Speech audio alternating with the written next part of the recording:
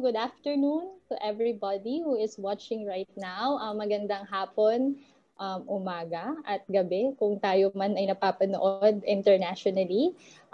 This afternoon, the hosts are all, I believe, already had an introduction of what we are about to have this afternoon. Even ako, nung nalaman ko that this will be my part sa ating gagawing webinar, I am really very excited na magkaroon ng parte sa ating Mental Health Week this 2020. Now, before we begin, maybe some of you would have this kind of idea na ang topic natin ngayon is kind of like, ano ba yan? Parang everybody has an idea naman of ano ang pagiging enough, or we all maybe tayong lahat ay meron na tayong concept of what is being enough, right? But in this webinar, I just want to start my talk with this question. Who am I? Okay. For those who are watching right now, can you please just pause and ask yourself, who am I? And then by the moment that you have answered it, I have a second question. Nasagot nyo ba to promptly? Or does it takes you a little time to think, to realize, to appreciate, to evaluate yourself before you were able to answer this question? And if you were able to answer this promptly, why is that so, no? Bakit ang bilis mong mabigyan ng definition yung sarili mo? And if not, if you were not able to answer it promptly, again, the question is, why? What makes you stop? What makes you pause for a little while to define yourself? So everybody, I hope before we begin, you could able to somehow assess yourself. Who am I nga ba? Ano nga ba ako? If someone will ask me, who am I? Is it same as what you are, or who you are? Of course, from the question from the difference of what and who, magkaiba na yan. So hindi dapat siya the same, because what you are is not exactly who you are. So before we continue along the way, I have some definition na ibibigay sa inyo. I believe for those who are already taking up their social psychology, or yung mga major, I believe everybody's watching right now is a major in psychology, no? So self-concept. This is the way that what we know and believe about ourselves. This is our self-concept. Kapag tinanong ka and you were able to answer it, then your answer is what we call your self-concept. What we know and believe about ourselves. So there are lots of other ideas about self-concept. Meron din tayong tinatawag na self-construct, no? When we talk about self-construct, it is also a collective assessment of our thoughts, feelings, and insights about ourselves. Now, because we are talking about you are more than enough, it is very important na magkaroon tayo ng idea about our self-concept. About self-concept, and we should evaluate kung gaano nga ba natin kakilala at gaano nga ba tayo nagtitiwala sa ating sarili. And that brings us to the second terminology that I will present, the difference between self-esteem and self-confidence. Self-esteem and self-confidence are two words that are usually being defined as similar, or sabihin natin parehas lang. But in fact, they have shall I say, very different meaning or definition, and even application sa buhay natin. Let me tell you a story. During the 1930s, we all know about Abraham Maslow, right? He attended the seminars held by Alfred Adler, also a famous psychologist. Alfred Adler had their seminars at Gramercy Park Hotel, New York. So nung dumalo si Abraham Maslow doon, he agreed to what Alfred Adler is proposing about lack of self-esteem.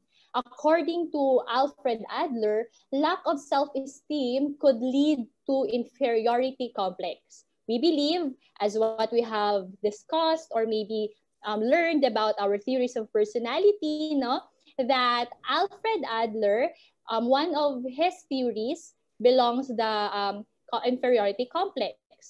In here, inferiority complex is caused by low self-esteem. And sabi nga ni Maslow, I agree with you, Alfred Adler. In fact, he also believed that Maslow believed that low self-esteem lies behind most psychological problem. Oh. So ibig bang sabihin noon, Ma'am Ira, kapag mababa yung self-esteem ko, mataas ang possibility that I may also develop psychological problem? It's not a precise, but it has a tendency na isa to sa magiging cause of having a psychological problem. When we talk about psychological problem, we may have this feeling of discouragement, or di naman kaya we tend to feel depressed, or having, shall I say, low value sa sarili natin. Ngayon, that is self-esteem. Okay, as what you see on the screen, self-esteem is how you feel and value yourself. However, according to the famous theorists or psychologists, they also say that unable to generate high self-esteem, or shall I say the internal self-respect, we tend to focus on gaining the respect of others. Okay. Dahil hindi natin ma-fulfill yung respeto natin sa sarili natin, we resort on doing something that we can gain the respect of others. Paano? By achieving highly. It may be on a moral aspect, on education aspect, financially, or in any aspect of our everyday life, no? That we may feel morally high in grounds when it comes to that aspect. And because of that, we can do many things to reach a moral high ground. So, anong ginagawa natin?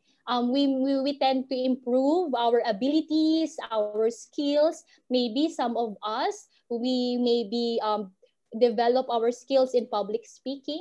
Maybe some of us will develop our skills in entertainment, in educations, or in finances, di ba? And with that, nagkakaroon tayo ng tinatawag na self-confidence. So what you have already seen in the screen, self-confidence means how you feel about your abilities. So when you say about confident ako, you are talking about a specific skill. Maybe I am confident in singing, I am confident in cooking, I am confident when it comes to talking to other people, I am good in marketing. That is, those things are about your abilities.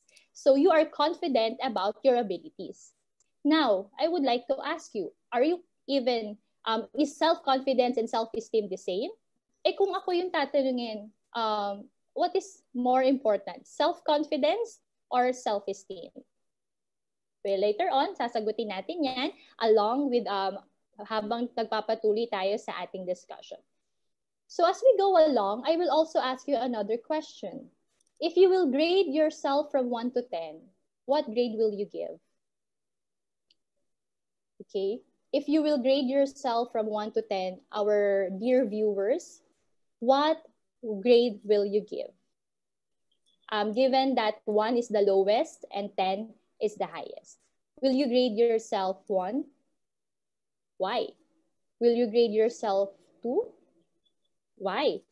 Will you grade yourself 7, 9, or 10? Then why? Everyone may agree that we are all in need, or we want to be evaluated highly, right? Not just by ourselves, but most likely we want to be evaluated highly by the people around us.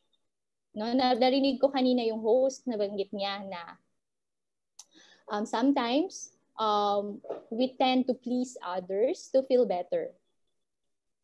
Are you one of those people that is in need of pleasing others just to feel better about themselves? Well, with that kind of concept, papasok tayo dun sa tinatawag nating hierarchy of needs, right? We have this Abraham Maslow, and I believe everybody's listening right now has an idea about that pyramid, no? First and foremost, we are going to have the psychological need, the physiological needs. So we talk about the basic needs, di ba? Meron tayong mga binabanggit na mga kailangang basic needs. For example, food, water, shelter, clothing, and etc. And the second layer of that is the safety and security. Dito papasok yung tinatawag nating social stability. Okay? Social stability, health, employment, property, family, and etc. Diyan din papasok yung tinatawag nating being evaluated highly by people around us. Because we want to feel stabilized by the society na meron tayo. We want to feel na we have a stable level or status on such environment or community that we have. And because of that, papasok tayo sa sunod niyang need, sa sunod daw na need ng tao, which is love and belongingness. If we feel belong, diba? If we feel that we are connected by the people around us, it makes us feel better.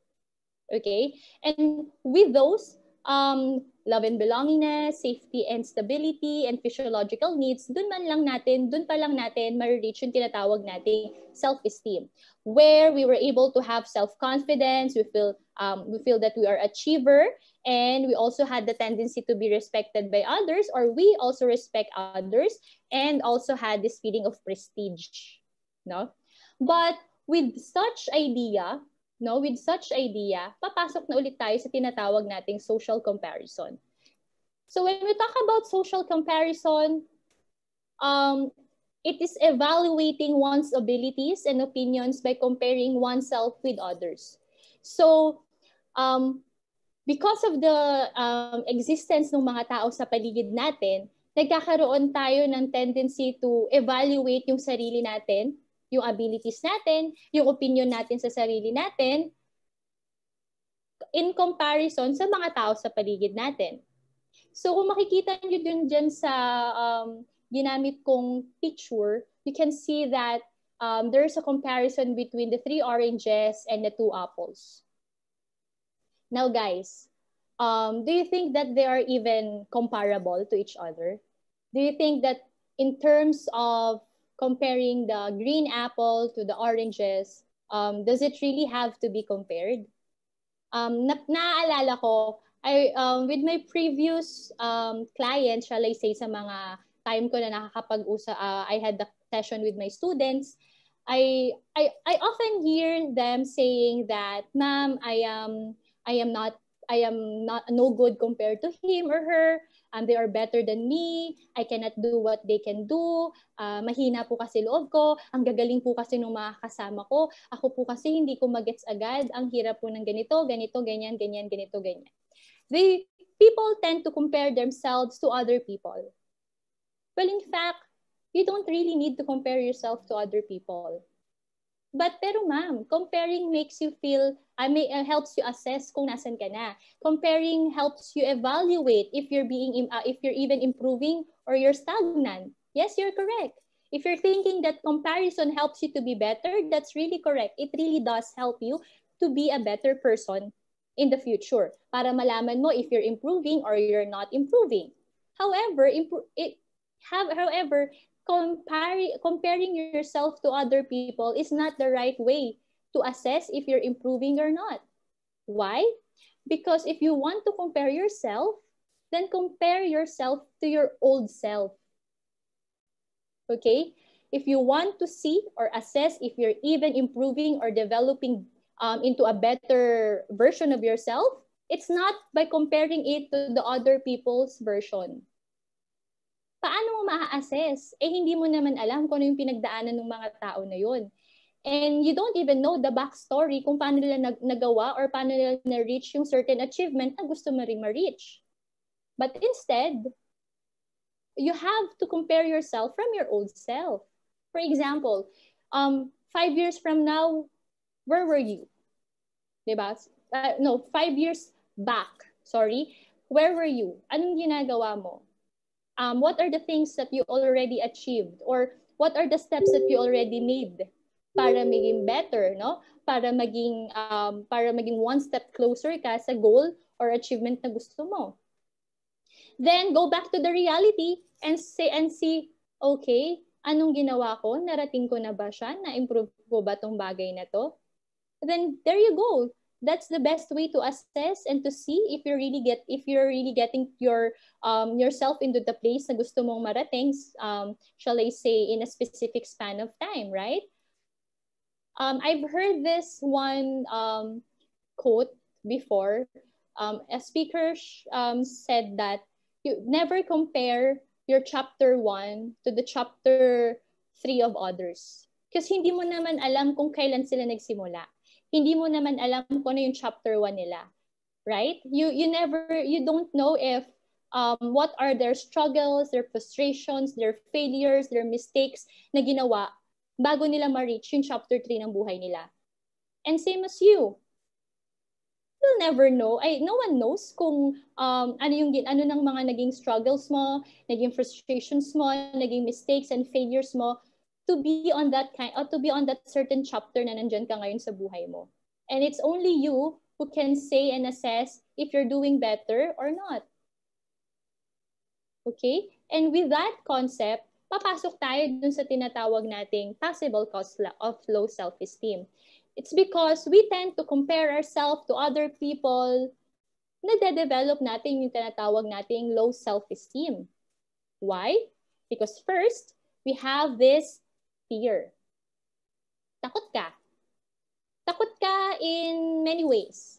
To be judged by people around you, to feel disappointed, to feel discouraged, takot kang masaktan, takot kang mahirapan, takot kang magkamali, takot kang maging failure. And because of that, you tend to have push yourself away from doing things that is not, sabihin nating, familiar sa'yo. So papasok din tayo sa tinatawag nating excessive expectations.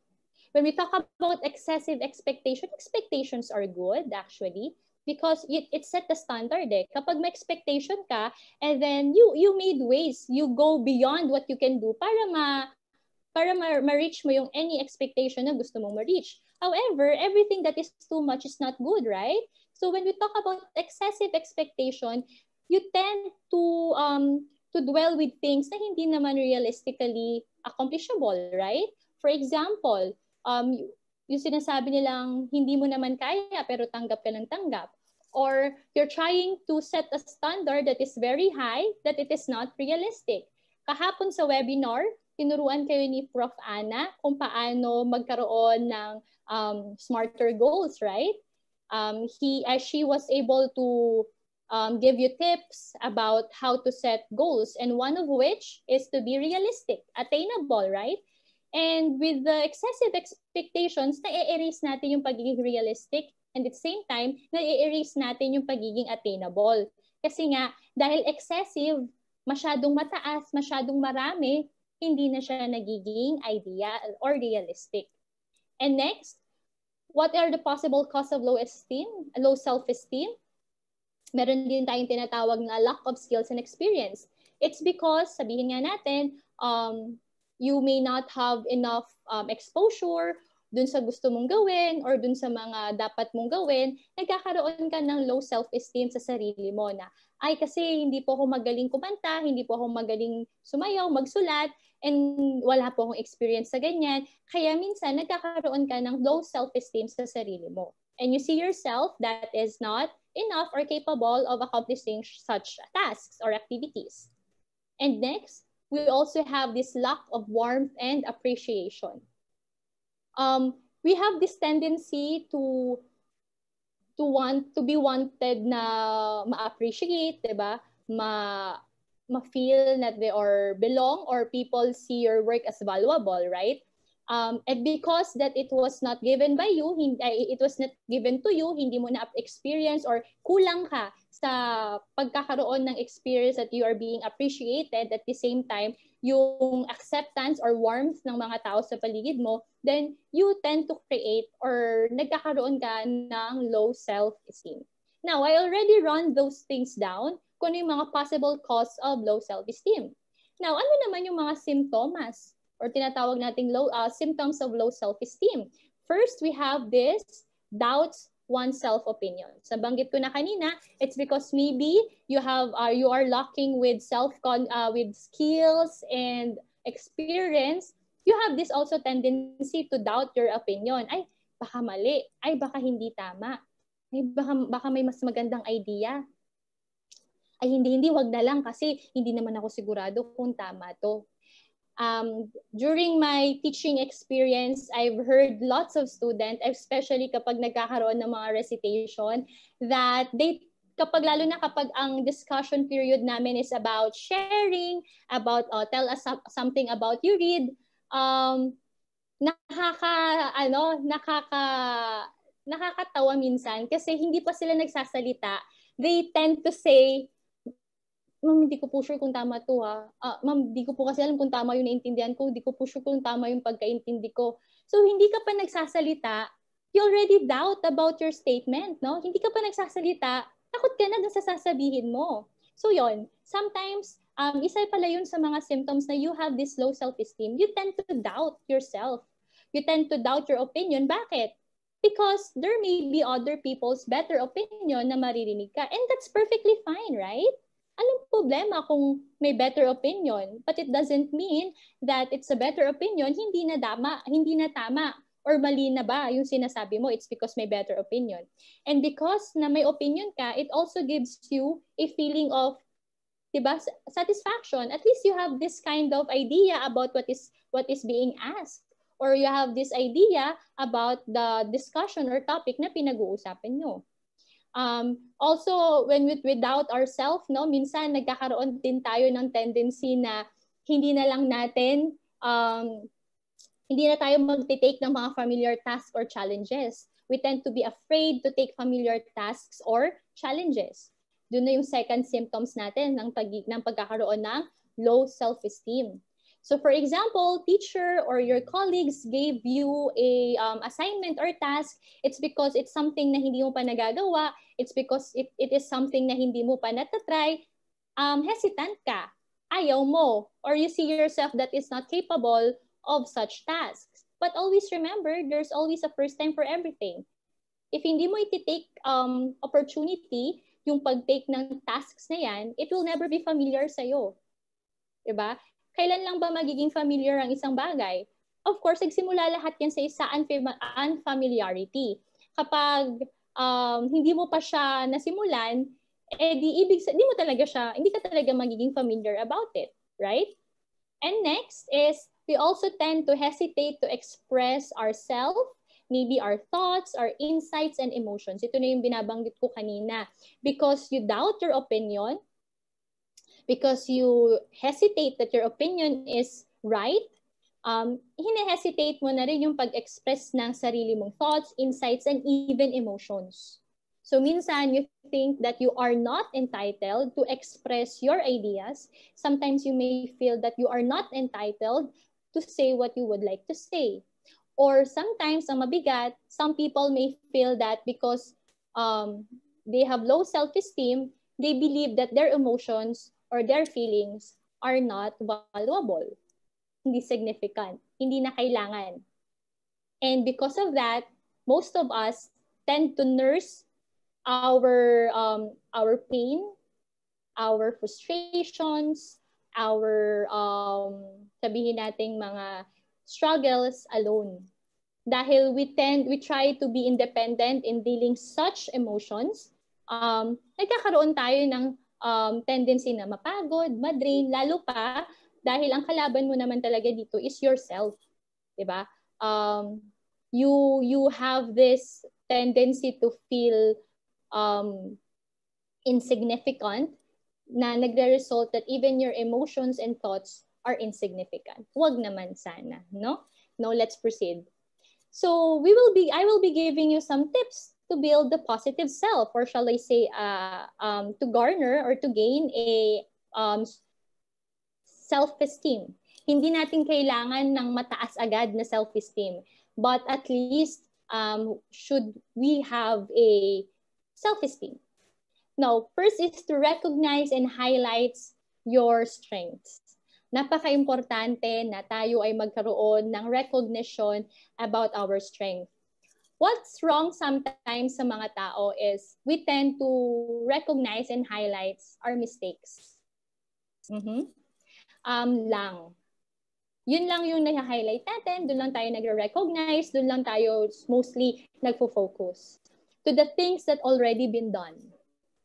Diba? Those are the mistakes and failures were already done. Tapos na eh. And because we are so dwelling about those problems, those mistakes, those failures na nagawa natin, nakakalimutan natin yung mga strengths and positive na behavior na nabigay natin in a certain challenging situation. For example, with this pandemic, right? Ngayon, I believe most of us are still adjusting maybe, or nagtatry to cope up with the different challenges brought by this pandemic. Even though that this pandemic may already occurred, sabihin natin, early this year, but until now, patapos na ang taon, maybe some of us are still adjusting.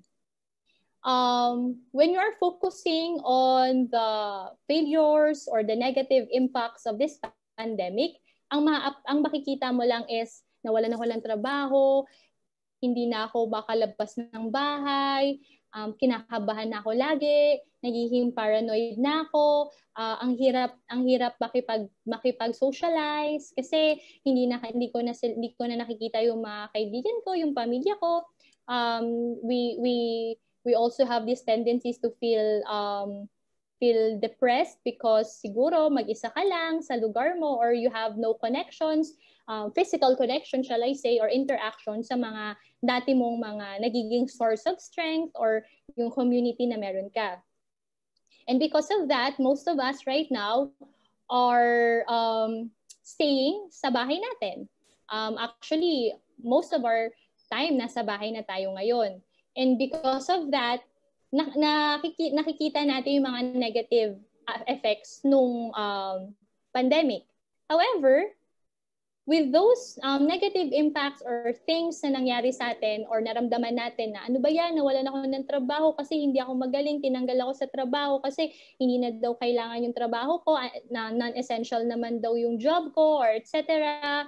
O di naman kaya ay nalugi yung negosyo namin, o di naman kaya ay I feel discriminated, mag-isa lang ako sa lugar na to, no one accepts me, etc. etc. But without, shall I say, struggles na nararamdaman mo, na nakafocus ka doon, dahil nakafocus ka doon sa hirap na yon, you tend to neglect na despite of those negative impacts na dala ng pandemic, meron din namang positive impacts na nangyayari sa atin, right? Ano yun? Because of this pandemic, we had appreciate the value of our family. Because of this pandemic, we got to appreciate the value of health, right? Yung mga dati, siguro hindi mo masyadong pinapahalagahan yung health mo. When you take your vitamins, minsan baka nakakalimutan pa, or minsan nane-neglect talaga yung pag-aalaga sa sarili natin. But because of this pandemic, we gave ourselves a reset button, di ba? Para nag-reset tayo. We focus or divert our attention into things that are really, sabihin natin, more important than dun sa mga bagay na dati akala natin ay yun yung mga importanteng bagay. And aside from that, because of this pandemic, you discover more about yourself, right? Ano ba mga na-discover mo sa sarili mo? Akala mo ito lang yung kaya mong gawin. Akala mo yung trabaho mo lang yung kaya mong gawin. Yun pala, kaya mo rin maging businesswoman or businessman. Akala mo empleyado ka lang forever. Yun pala, kaya mong maging online seller. Akala mo hindi ka marunong magluto. Kasi pag nasa labas ka, lagi ka lang bumibili ng pagkain. But dahil nasa bahay ka, na-realize mo, marunong pala ako magluto, marunong pala ako mag-bake, at masarap pala ako magluto, masarap pala ako mag-bake. At the same time, with this pandemic, we also had this chance to appreciate our hobbies more, diba? To develop our, sabihin nating napabayaan na mga skills or abilities na alam mo namang nandyan na, pero mas na-honed natin because we got a lot of time to stay inside the house and develop our skills. And ganun din, mapakinabangan yung mga skills na yon to more productive activities or accomplishments. So that's the thing that we need to do first. We have to recognize and highlight your strengths, not just the failures or the negative behaviors. Kasi lahat naman ng tao may mga negative aspect, no? May mga sabihin nating challenges sa ugali or sa sarili. But hindi yun dapat ang fino-focus natin. But instead, yun nga, highlights your strength. So paano? It's very good to make a list of those things na kailangan mong, for example, your saan ka magaling, ano yung kaya mong gawin, ano yung mga dati mo nang ginagawa, and etc. Next, we also have this when recognizing or highlighting your strength, dapat you also know how to reward and praise yourself, right? Small accomplishments is very important dahil lang lahat ng malalaking bagay ay nagsisimula sa maliit na bagay. So we have to know how to reward and praise yourself. Dun papasok yung tinatawag nating positive self-talk and also affirmation. Now, I have something to share about to you regarding affirmation. When we tend to affirm ourselves, we tend to start saying na I can do it. Kunwari, may challenging task na nangyari sa atin. Usually, naging kaugalian na yata ng iba sa atin, magpo-post tayo ng mga positive quotes or di naman may mga gusto nating mga statement, pinupost natin sa wall, sa mirror natin, or ginagawa nating wallpaper to keep ourselves reminded of that positive statement na nagiging sinasabi nating motto in life, di ba? Yung parang nagiging motivation mo, pag nabasa mo yun, nagiging, nag-feel better ka. However, posting a statement like, for example, I can do it, is just on the conscious level of your mind, right? Kapag sabi mong I can do it, nasa conscious level lang siya ng utak mo. So, according to some researchers, that statement or affirmation should be turned into an interrogative question. Wow, interrogative question. Paano mo i-convert sa interrogative question? So, for example, instead of just saying, I can do it, why not ask yourself, how can I do it? For example, you were given a task na unfamiliar, no? If, for example, you were given a task na hindi mo kaya, or this may be your first time to do it. Instead of just saying sa sarili mo na, kaya ko to, magagawa ko to, matatapos ko to, then, it's better to turn that statement into a question. Because turning that statement into a question, into an interrogative statement, will help you to stimulate even your unconscious mind. No? Kasi magkakaroon ka ng realization, nga no, paano ko siya gagawin? Nga no, sabi ko kaya ko siyang gawin. Paano ko siya gagawin? With such question na, how can I do it, will help you start realizing steps, or you may start formulating steps or plans para sa ganon, maging reality na kaya mo talaga siyang gawin. And because you ask that question, how can I do it, magiging mas realistic yung approach mo sa pag-tackle or sa pagharap dun sa bagay na gusto mo ma-accomplish. For an example, you're going to prepare for a presentation. Sabihin natin, magpe-present ka sa class nyo. Or di naman kaya ay magkakaroon kayo ng activity. And it seems so hard, no? Parang napakahirap. So tatanungin mo sarili mo, bakit nga ba siya mahirap? Then answer the question. Pag nasagot mo na yung mga mahirap, bakit siya? Mahirap siya kasi ganito, ganito. Dahil alam ko na paano ko gagawin, paano ko susolusyonan tong mga mahirap na to. May magagawa ba ako sa parting to? May magagawa ba ako sa parting to? May magagawa ba ako sa parting to? Okay?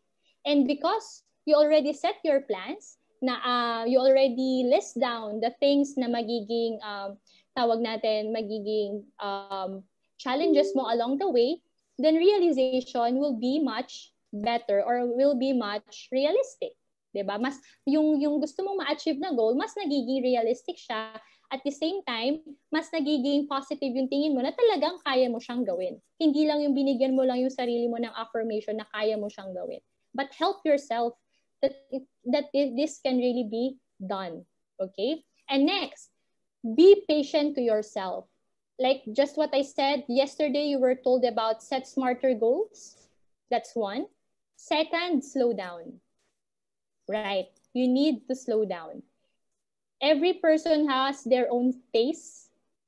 Again, you should always be patient with yourself. Take time to learn things. Take time to assess things. Don't rush into things dahil when you're rushing things, you have this high tendency na hindi mo ma-accomplish to ng with quality. Kasi you tend to finish things rushly. And because nagmamadali ka, hindi mo nakikita yung quality and significance ng ginagawa mo. Mas ma-appreciate mo kasi ang isang bagay pag dahan-dahan mo siyang ina-assess, dahan-dahan mo siyang ina-accomplish.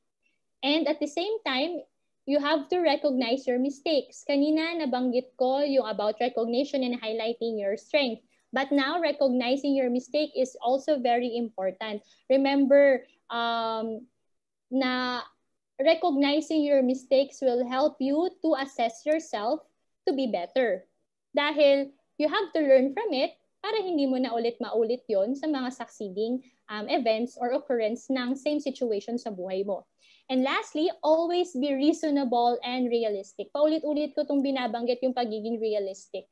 Because sometimes people tend to be idealistic, so much idealism in their self that they tend to put an excessive expectation or set a high standard that cannot be reached by even anybody.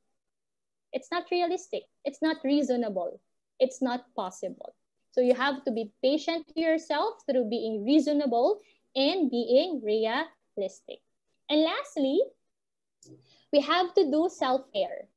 Yes, with this time of pandemic that everything is stressing you out, things are being so much toxic, and things may seem to be very uncertain already, we have to set a time to have self-care. When we talk about self-care, we have to learn to say no. Yes, you need to learn to say no. No to the things that make you feel awkward. No to the things that does not make you feel any better. No to the things that doesn't make you a better person even in the future. And learn to say no to the things that making you feel stress. Don't bite what you cannot chew.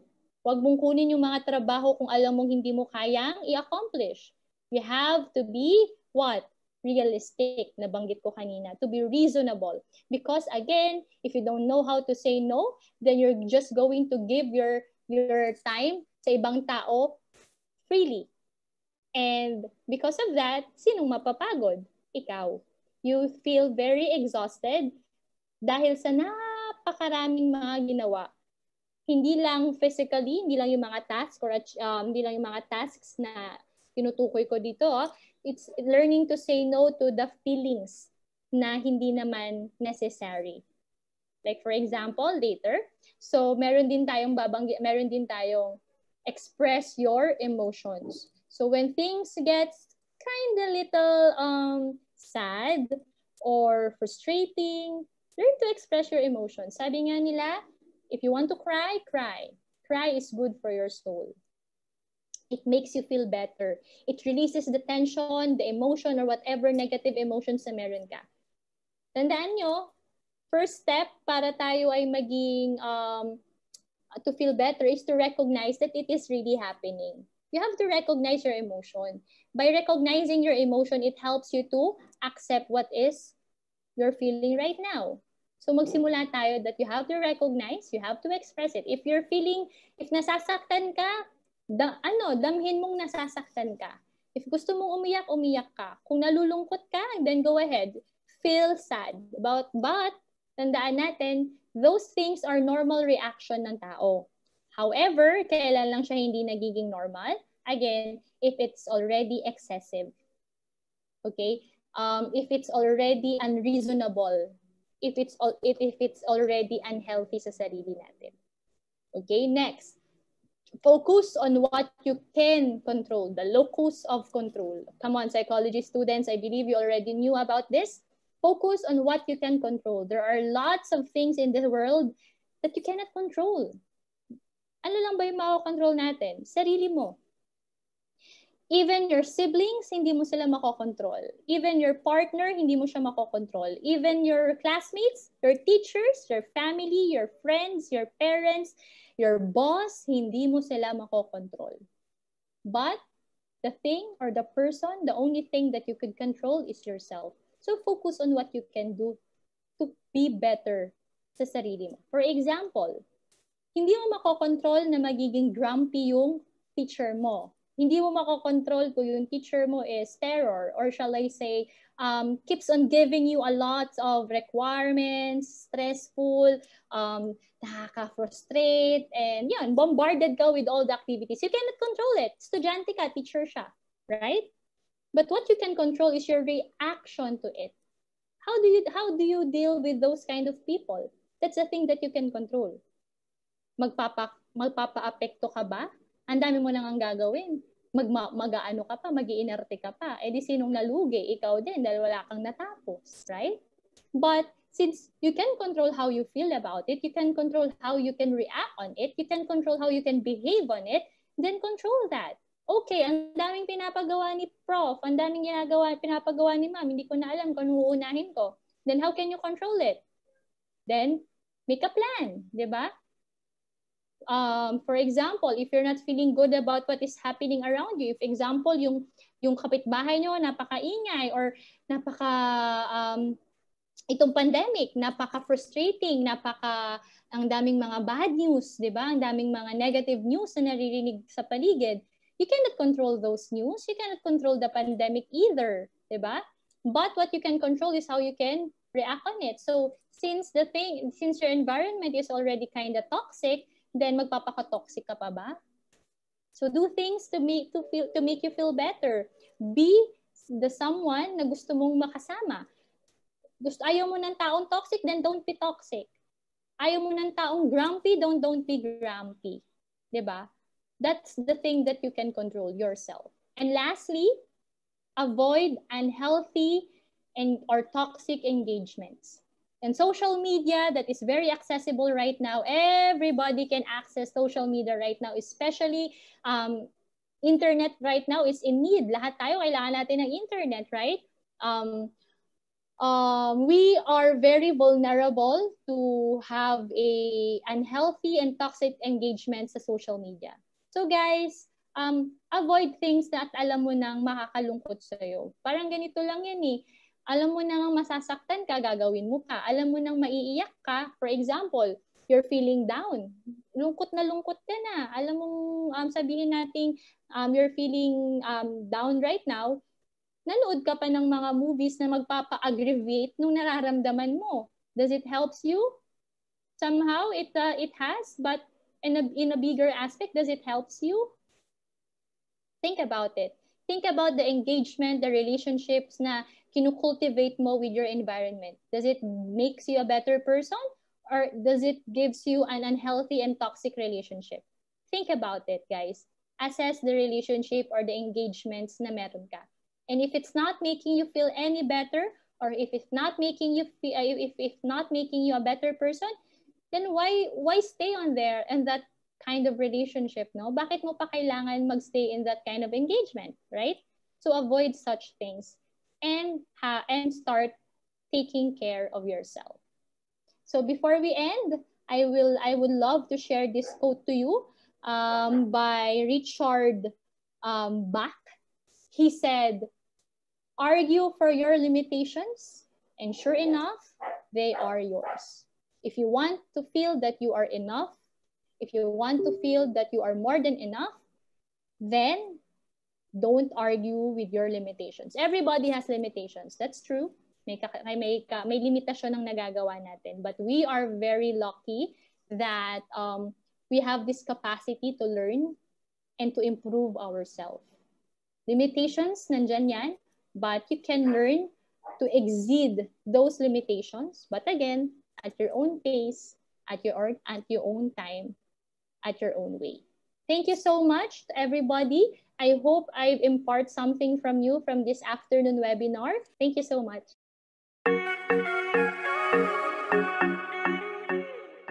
What if the one that causes my low self-esteem is the one who should encourage me? To be specific, my teachers and my family. Well, wow, no?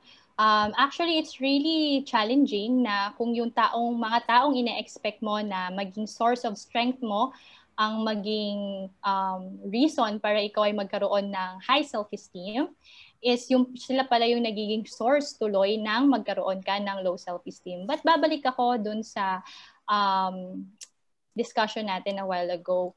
It doesn't really matter about what people's definition about you, right? Don't let other people define you or don't let other people control you. Yes, banggit ko kanina, your environment, your community may be unhealthy, may be unsupportive, but what you can control is how you react and handle yung mga challenges na yon or yung pagiging unhealthy and unsupportive na environment. And paano? You have to be very, shall I say, mindful about yourself. Kanina nabanggit ko na you're about your strengths, about your capacity to be better. Hindi dapat yon humahangga kung ang mga tao sa paligid mo is not helping you to be better. But always remember, they are just the contributing factor but not the main reason para ikaw ay maging successful. Or di naman kaya ay magkaroon ng low self-esteem. Guys, we have this thing called yung learned helplessness. I believe you have maybe dun sa mga psychology, I'm expecting too much from the people na nakikinig ngayon, no? Na sana tayo ay, ito kasi yung gusto kong i-impart sa lahat ng mga psychology major na nandito, no? Lahat ng natututunan natin, may it be in theories of personality, may it be in social psychology, may it be in the simplest subject na meron tayo. Meron ba tayong simpleng subject? Parang wala, no? Parang lahat mahirap. But we have to apply those things na nalalaman natin in our everyday life. So babanggitin ko ano yung binanggit kong learned helplessness. This is that thing na pakiramdam natin na wala na tayong magagawa dun sa mga reoccurring bad things na nangyayari sa atin. So we tend to feel helpless. Diba? Katulad nung nagtanong kanina, paano kung yung source po ng pagiging low self-esteem ko is yung family ko and your teacher ko? Actually, they are just contributing factor. Ulitin ko, sila lang yung maaaring contributing factor, but nasa sayo yun kung magpapa-apekto ka. Sabi nga nila, the ship won't sink if you don't let the water fill in. Okay? So, kailangan, if you don't like na maging affected ka with those things na nasa paligid mo, then keep your guards up. Okay? Keep your guards up. You know who you are. You know what you can do. You know what you're capable of doing. Then remain on that place. Remain on that mentality. And don't let anybody define who you are. Ma'am, what is the difference between excessive expectation and overthinking? Oh, very good, no? Excessive expectation and overthinking can be related to each other in a way that you keep on thinking the expectations. Okay? Pag sinabi kasi nating excessive expectation, like what I said a while ago, you are technically setting a standards or putting standards dun sa specific, sabihin nating, scenario ng life mo. Well, for example, I expect myself to be summa cum laude with only 1.0 na grade. Pag nag 1.25 ako, wala na. Game over.